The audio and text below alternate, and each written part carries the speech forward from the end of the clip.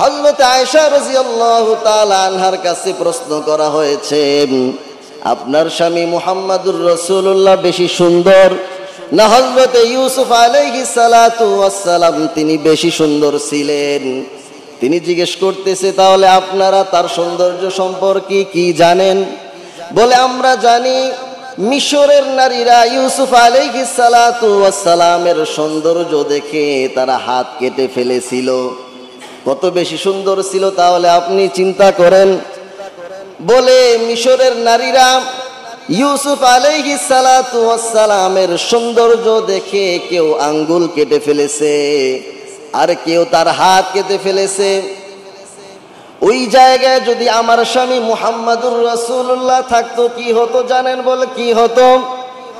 মিশরের নারীরা তারা আঙ্গুল অথবা তারা হাত কেটে ফেলেছিল, আমার স্বামী মুহাম্মদুর রাসূলুল্লাহ যদি সেখানে থাকতেন তাহলে তারা আঙ্গুল আর হাত কাটতো না, বরং কাটতে কাটতে তারা তাদের কলিজাও কেটে ফেলে দিত।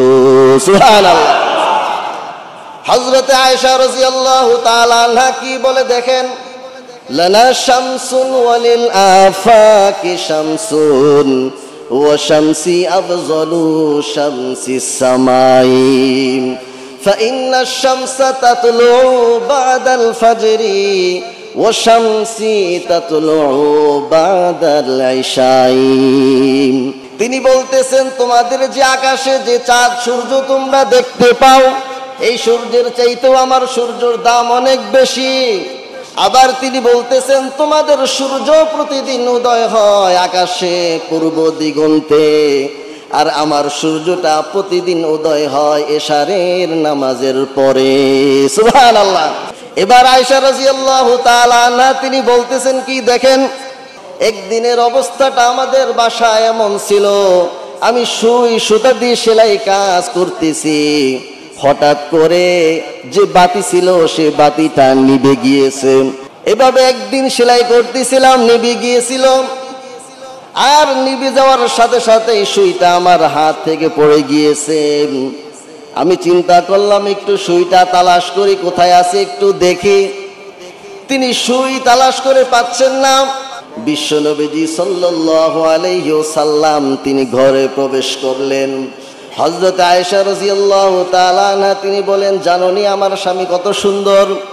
নবীজি সাল্লাল্লাহু আলাইহি ওয়াসাল্লাম যখন আমার ঘরের ভিতরে প্রবেশ করলেন, নবীজির চেহারার আলোর মাধ্যমে আমি আমার সই খুঁজে বের করে ফেললাম। সুবহানাল্লাহ। নবীজির ঢাল হিসেবে কি সাহাবায়ে কেরাম ছিলেন না?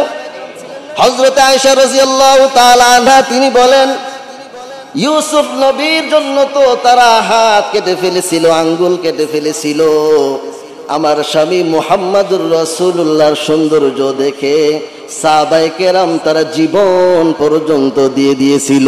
সুবহানাল্লাহ।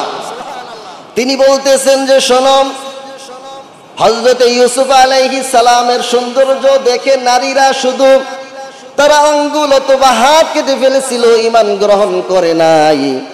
আমার স্বামী নবীজি মুহাম্মদুর রাসূলুল্লাহর চরিত্র আর সৌন্দর্য দেখে মক্কার কাফেররা তারা ঈমান গ্রহণ করলো, আর ঈমান দ্বারা তার জন্য জীবন দিয়ে দিল। সুবহানাল্লাহ। দিছে না? কাফেররা নবীজির চরিত্র আর সৌন্দর্য দেখে ঈমান গ্রহণ করেছে, আর ঈমানদাররা তার জন্য জীবন পর্যন্ত দিয়ে দিয়েছে। এই হলো আমাদের নবীজি মুহাম্মদুর রাসূলুল্লাহ। নবীজি মুহাম্মদুর রাসূলুল্লাহ সাল্লাল্লাহু আলাইহি ওয়াসাল্লাম কেমন নবী? রাতের বেলায় মাঝে মাঝে আমাদের দেখা যেত সেলাই কাজ করার প্রয়োজনীয়তা দেখা দিত।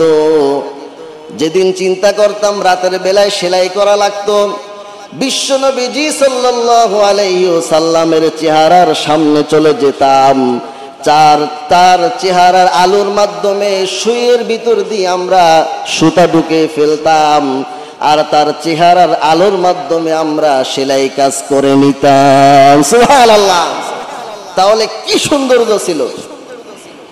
হযরত ইউসুফ আলাইহিস সালাতু ওয়াস সালামকে পৃথিবীর সৌন্দর্য দেওয়া হয়েছে, আর আমাদের নবীজি মুহাম্মদুর রাসূলুল্লাহ সাল্লাল্লাহু আলাইহি ওয়াসাল্লামকে বেহেশতের সৌন্দর্য আল্লাহ তাআলা তাকে দিয়েছিলেন। সুবহানাল্লাহ।